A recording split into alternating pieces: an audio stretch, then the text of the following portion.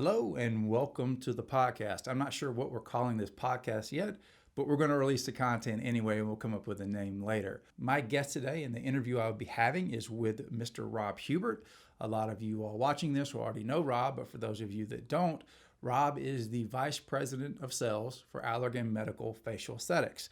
I have personally got to interact and work with Rob for almost 10 years while I was at Allergan. And while I did not directly report into Rob, I did get to see him in action in several different settings, that being with customers, that being with reps, that being with his managers and with his peers. So the things he is saying are not just made up. I've actually got to witness him in action, which is the main reason I wanted to interview him, because I've actually got to see him and witness his skills in action. And I found him to be one of the more unique leaders that I've ever worked with. So that's the reason I wanted to actually interview him. My hope is that you watch the full interview. I've actually listened to it several times myself, and every time I come away with a little bit something extra, a little bit something different.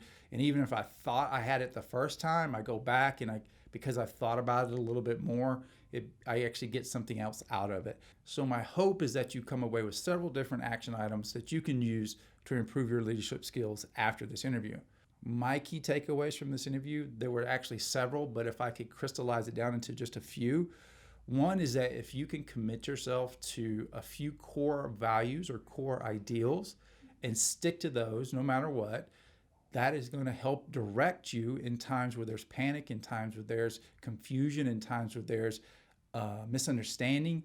Those types of things are very, very valuable, that you actually find what those core values are and what those core ideals are for you as a person and you as a leader. The second thing I took away from this is passion. And for those of you that know Rob, you know he is not lacking in any of the passion categories. He definitely brings a lot of passion in what he does to work and to his personal life. And for those of you that have hung out with Rob, you know that, again, he is full of passion. So those are things I took away. My hope is that you enjoy this interview.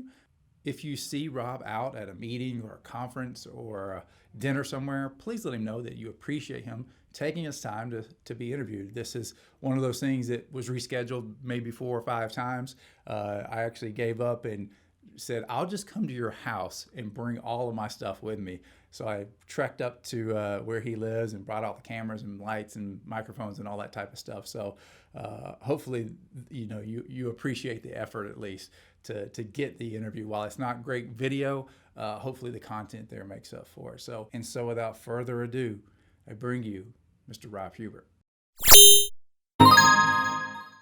Thanks everybody for joining me. I am back with another podcast episode, and I've got a special one today because I've got one of my old colleagues from Allergan, Mr. Rob Hubert here, who's going to be discussing something very, very important with me, something I want to try to build a platform on, which is leadership, because I think there is an unmet need in the medical practice world, medical aesthetics.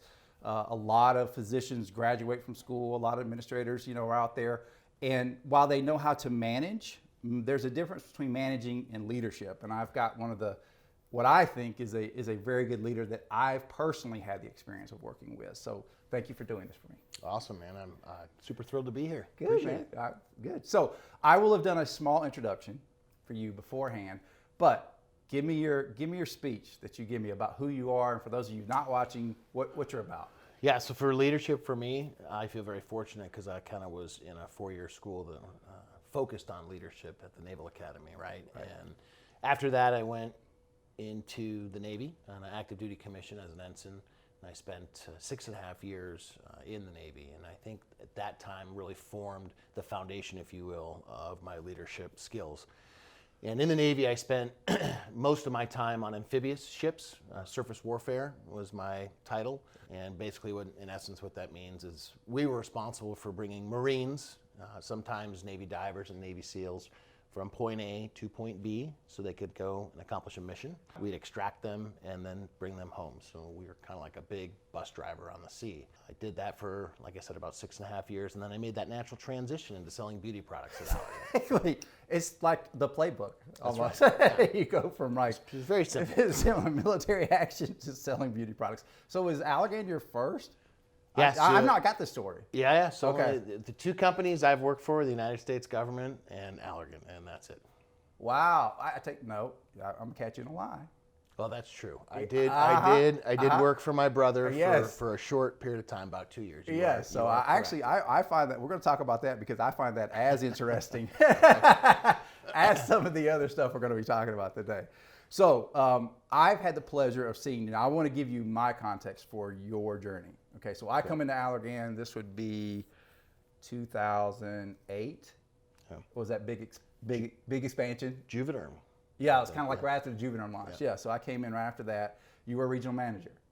Yes. You had just been promoted to a Yes, regional manager, right? that's correct. You killed it as a rep, as a BDM, and then went on to be a regional manager. Now, when I first Everybody gets lucky, by the way. well, listen, hey, listen, luck is something that you take advantage of when you have the skill set, okay? But I come in, and again, I'm kind of the guy that sits back a little bit and kind of observes, and I sit back and I notice you.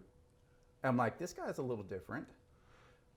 He's a little different, and then different in a good way. Special, that's what my mom used to Exactly. call me growing up. You're a special boy. You're a special boy. So you were special, and I was like, okay, I see something there. You know, I'm just gonna see what happens. And again, you're always like regional manager of the year, and blah blah blah. And all of a sudden, you're promoted to area director. Now it was area director of the Southeast, if I'm correct, right? Yes. And I was in the Southeast at that time as a consultant.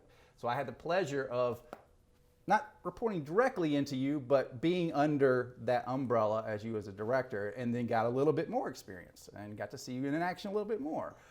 Then, if I'm not mistaken, then you were promoted to vice president of Schemedica or something like that, right?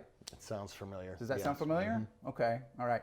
Then you took a hiatus. I did. Okay, and then you went to work for your brother with a small company that sold retail. Correct. Give me the backstory on that. Yeah, so it was 2014. My wife had been recalled to active duty Right. and was slated overseas to Africa. So at that moment, I decided to pull back from corporate America for a little bit and make sure my 3 teenage sons didn't burn the house down. At that time, I was planning not to do anything, but I have a little bit of ADD, Sure. and I get a little anxious Sure. when I'm idle. And my brother called me up and asked if I would help him with the launch of his retail business. And at the time, it was a focus and design for lacrosse and lacrosse apparel. All right. And I spent 2 years with him. Yeah. Did you learn anything? Because I don't want to. I learned a lot. Okay. When you're in a small business, Sure. you don't have a Preach. you don't have a lot of support. Preach.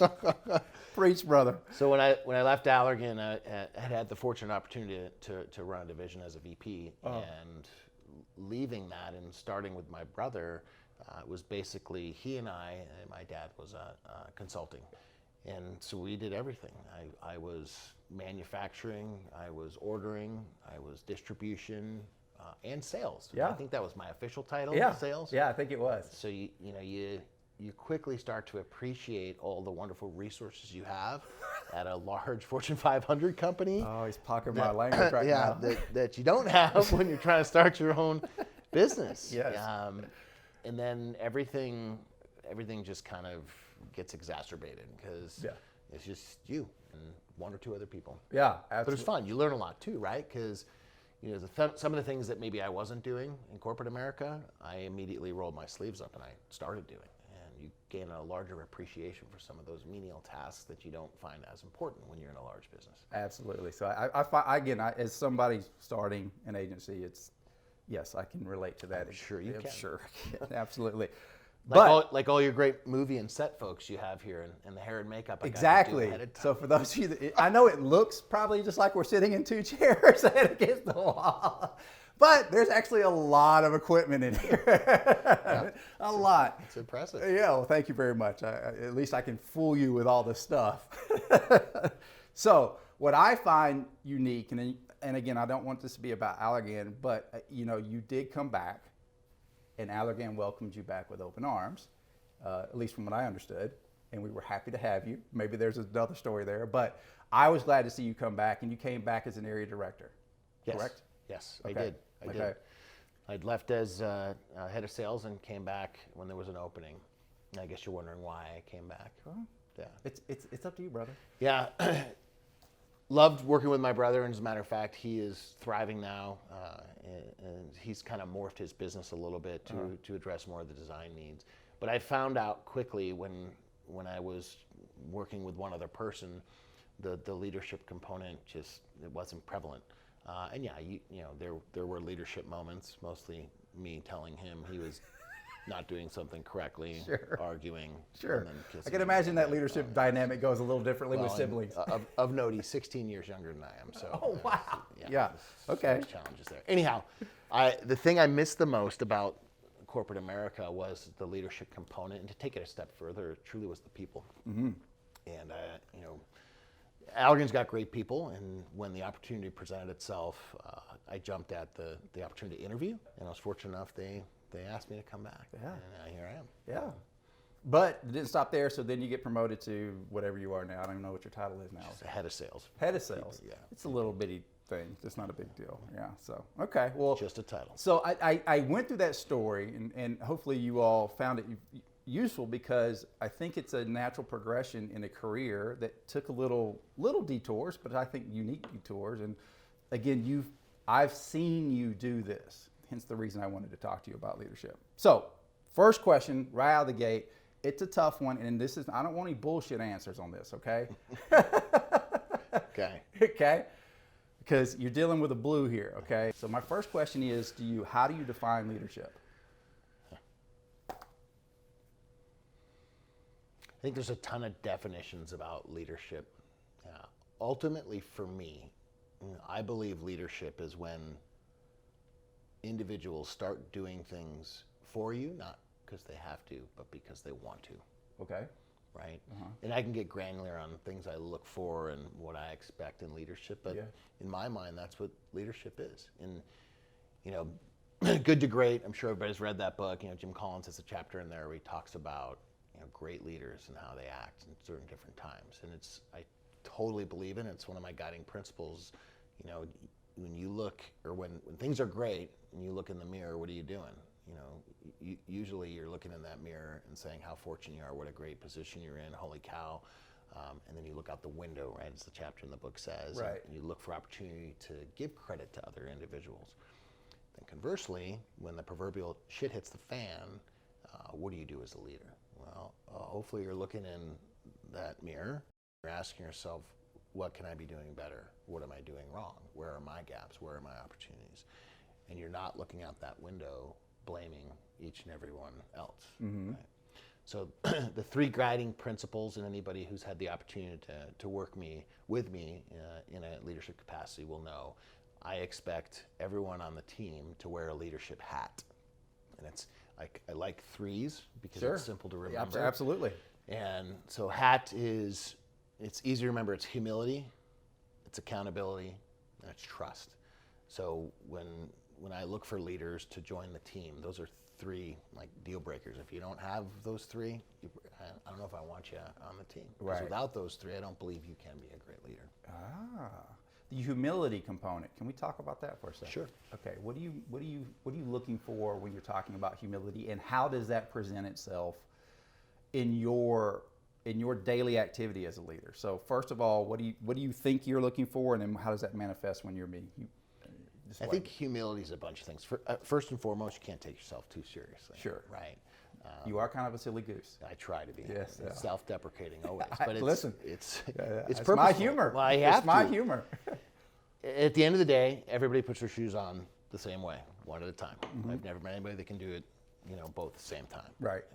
So ultimately, if you think you're better than anyone else, I don't think you're going to make it far in a leadership capacity. Maybe you can as a first level leader, but the further move up the food chain, the easier people see right through that stuff. Right. So humility is important from a perspective of taking yourself too seriously. Titles are titles in my mind.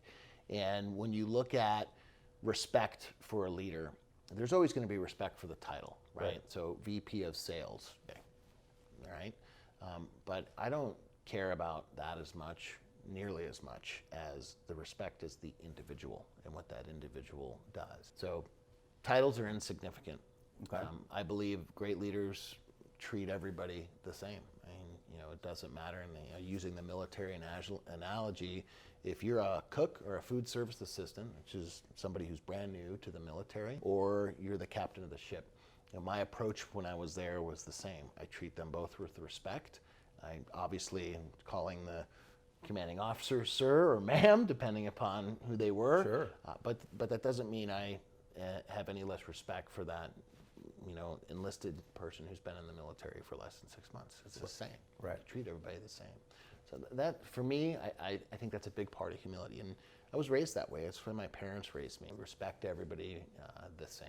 So I think that's one of the things that I've seen you from a distance, and I've seen you act that way towards everybody. And I've kind of like, I need to do more of that. So.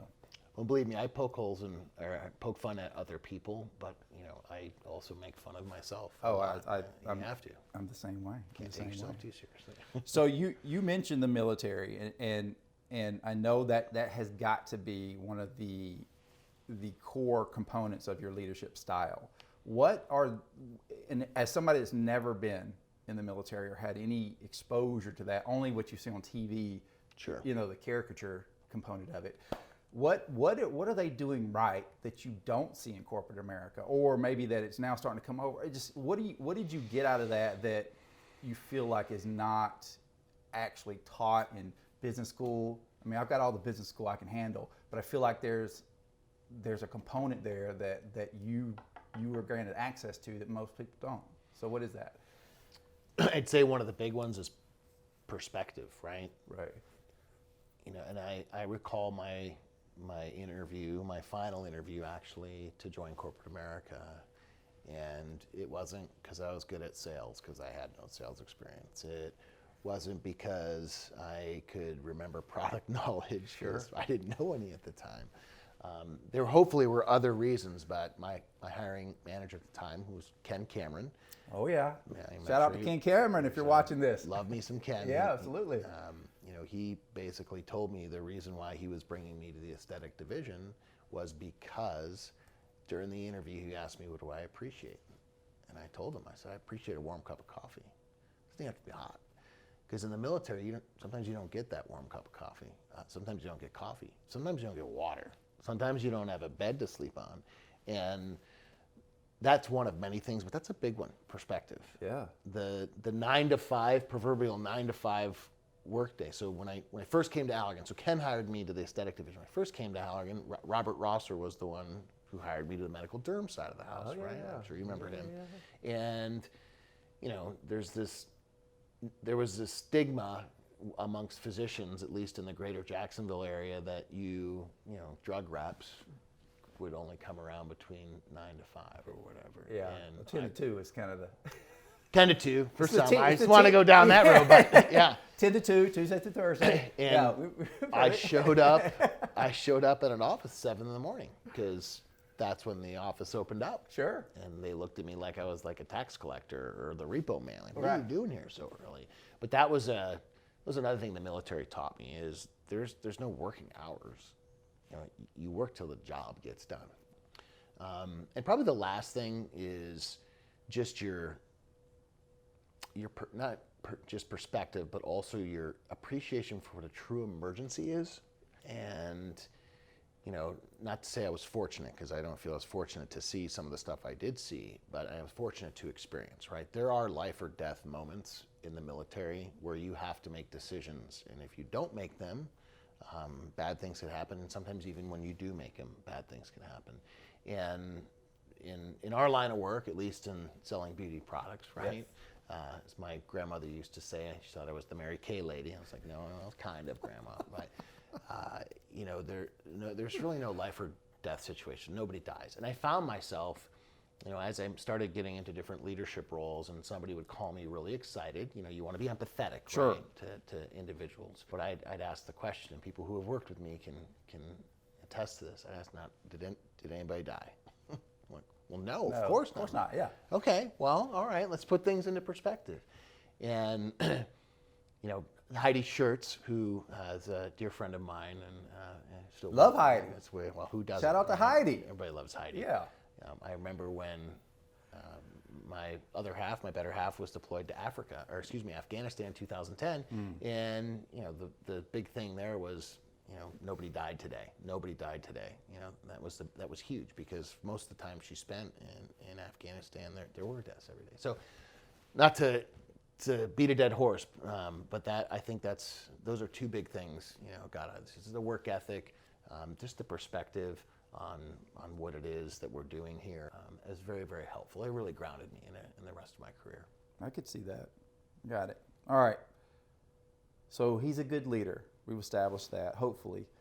But what do you think is your best leadership quality? So you've mentioned a few: humility, accountability, trust, treating everybody the same. But if you had to pick one that you're like, I feel like I could write a book about that. Or maybe not a book. Well, first of all, I don't even know. I struggle writing like a paragraph or two. Okay. It's challenging for me. Okay. But if you had to pick one, what do you think? Yeah. And maybe it's not even a leadership quality. Maybe it's just the work ethic thing. Here's one I could probably write a book about, because it's how I live my life. I try to live my life every day, and that's with passion in everything I do. Yeah. And I say frequently, and it is true, I wake up in the morning and I love going to work. Good. Yeah. I don't like the travel and the fact that I'm on the road a lot, but when I'm on the road and whomever I'm working with, I try to bring as much passion to the situation. And I feel fortunate.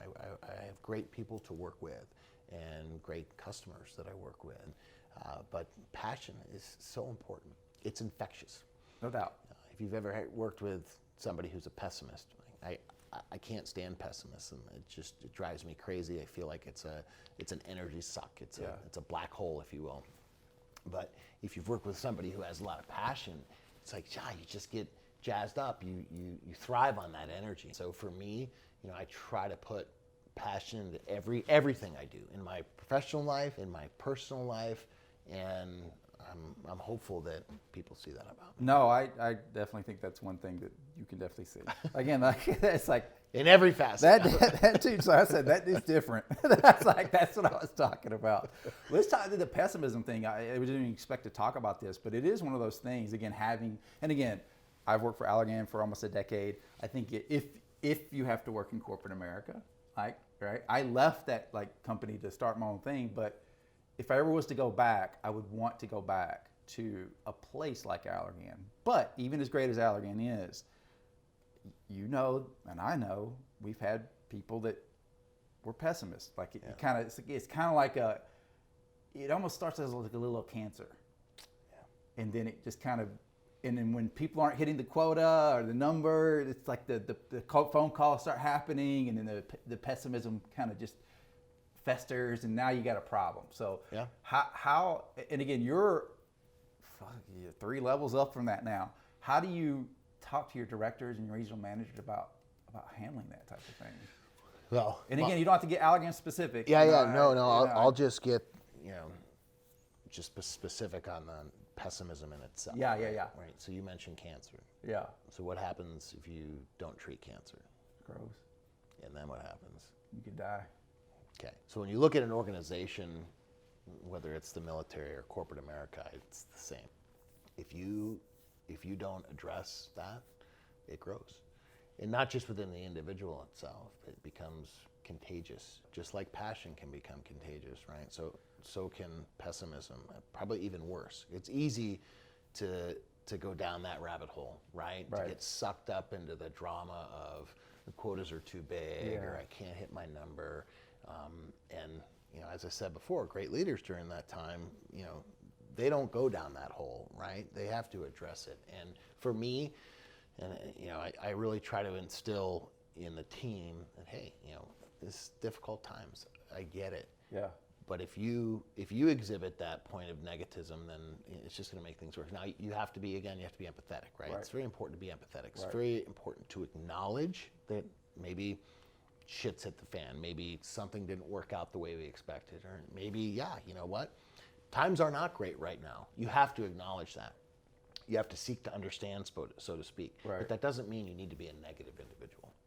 That's troublesome. And if it's not addressed quickly, it can rampantly get out of control, and organizations will suffer greatly. I don't care how great the products are, an organization can suffer safely with negativism. Again, one of the things that I loved about being in a specific corporate environment was that the leaders were always very straight, like, this sucks. The quotas are high, everybody. What are we going to do about it? So I always appreciated that there was no glossing over of like, it's not really that big a deal, So I always appreciated that. It's true. I mean, I just to reinforce the one thing you said there is, you have to be realistic. You can't, what's the saying? Polish a turd, right? It's Yes. just, you can't. You can't do that. I've heard. I haven't tried that, but You can't do it. But you can acknowledge it's a turd, and then try to move on, right? And try to address the situation. And I try to be a optimist all the time. One of the individuals that I've had the opportunity to work with me said, you know what, Hubert, you're a great leader, but sometimes you got to take your rose-colored glasses off. And that was very helpful for me in my career, because I started doing that, and really quickly I shifted from purely optimistic to an optimistic realist. And I try to do that today. Yeah. But I have to remind myself it's not easy for me, right? Because I am a happy-go-lucky. Yeah. I do see the best in everything. But you have to take those rose-colored glasses off to see the situation for what it really is. And then sometimes make some hard decisions. So that's a great transition into kind of the next. So you mentioned that someone gave you some constructive feedback that it's not always going to be rosy. Again, the realism needs to be there a second. The thing I have here is, what do you wish you had more of? Like, what trait, characteristic do you wish you had more of that you see in other individuals being great leaders? Is it, I mean, I don't know. What do you wish you had more of? Time.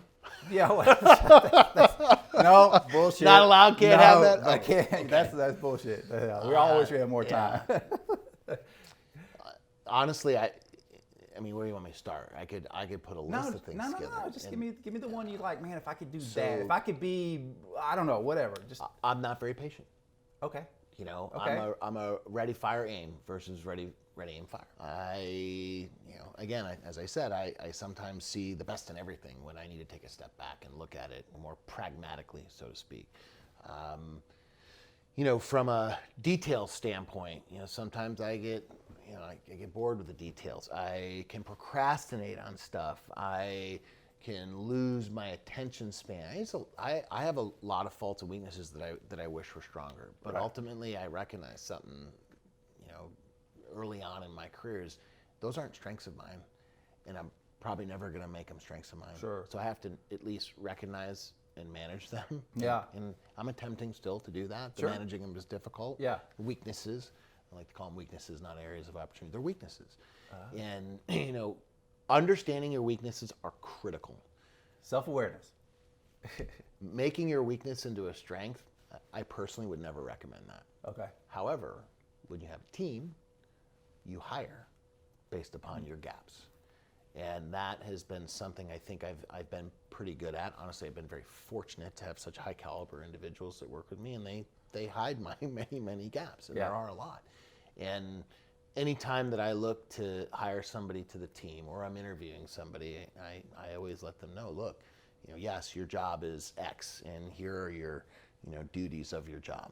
But part of your job is also filling my gaps, because we are a team, and we need to make sure we minimize as many gaps as possible. I think that's sage advice. I mean, it almost fits into, if you've ever done strength finders or anything like that. It's like we all are wired with this type of thing. The fuel, the guidance system, the ignition.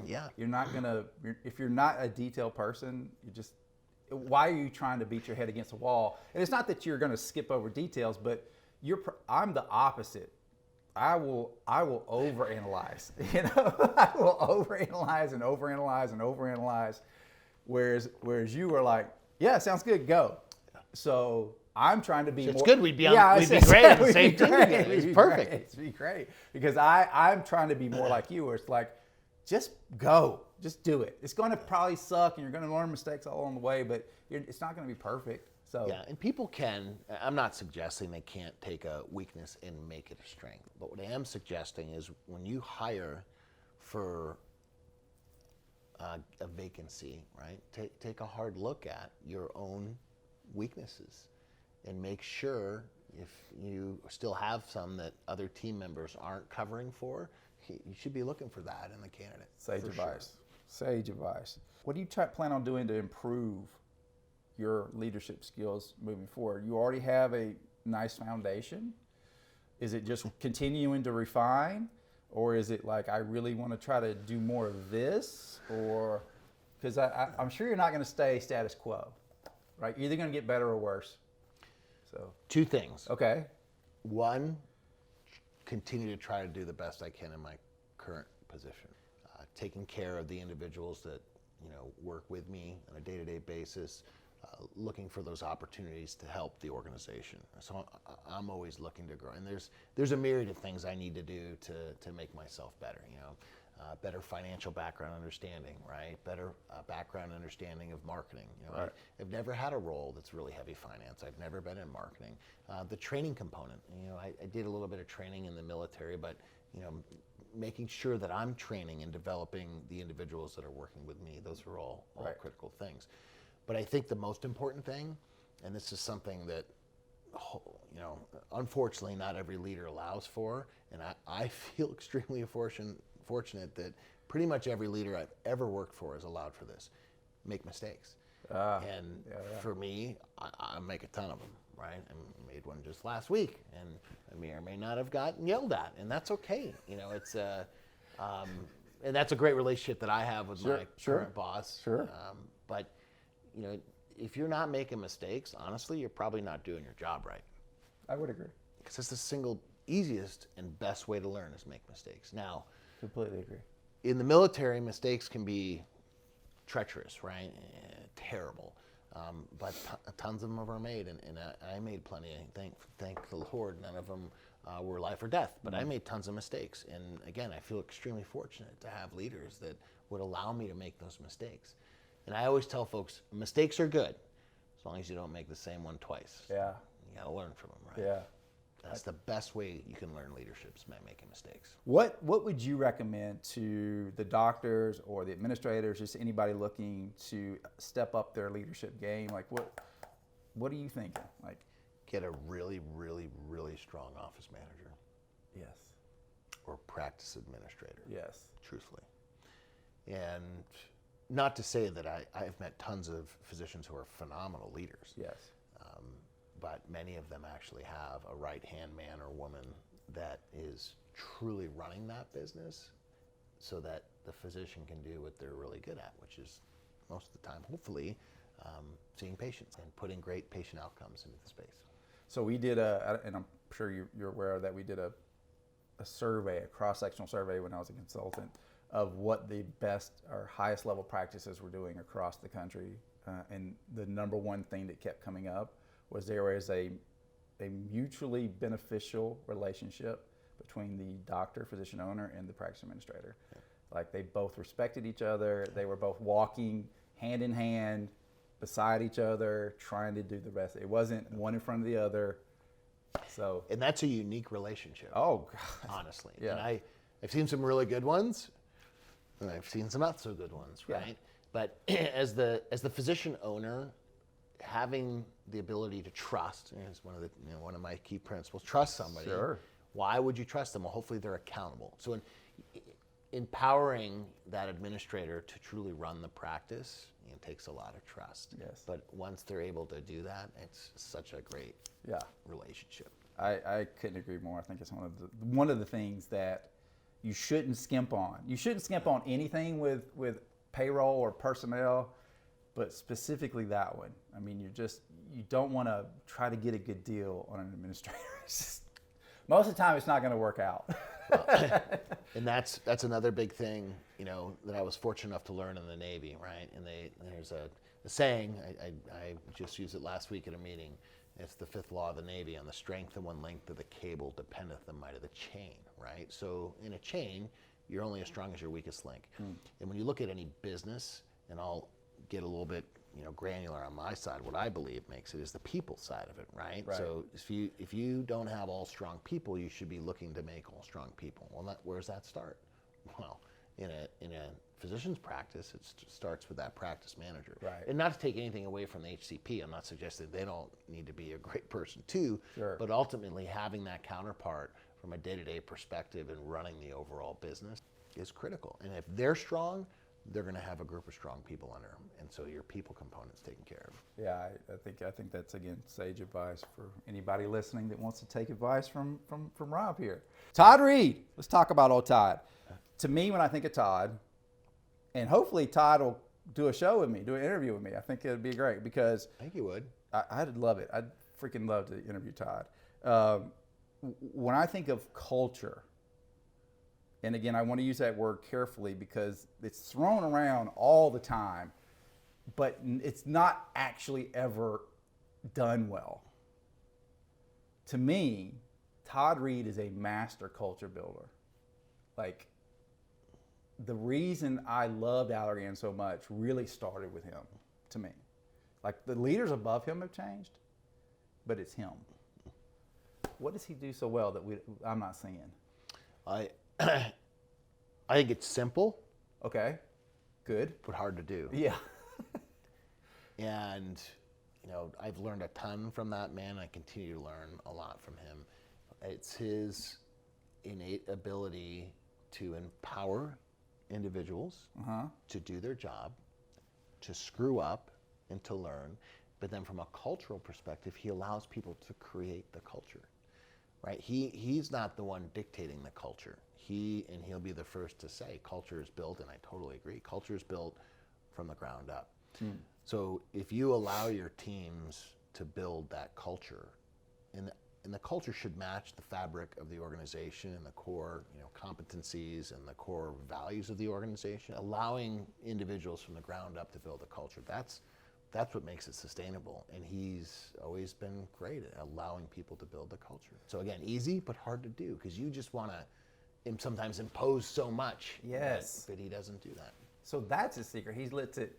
See, I would say, again, this is why I do these things, because I would have thought it was something going down, but it's the other way. The stuff going down is the empowerment, right? And saying, hey, here's your job. Go do A, B, and C, right? And go do it really well.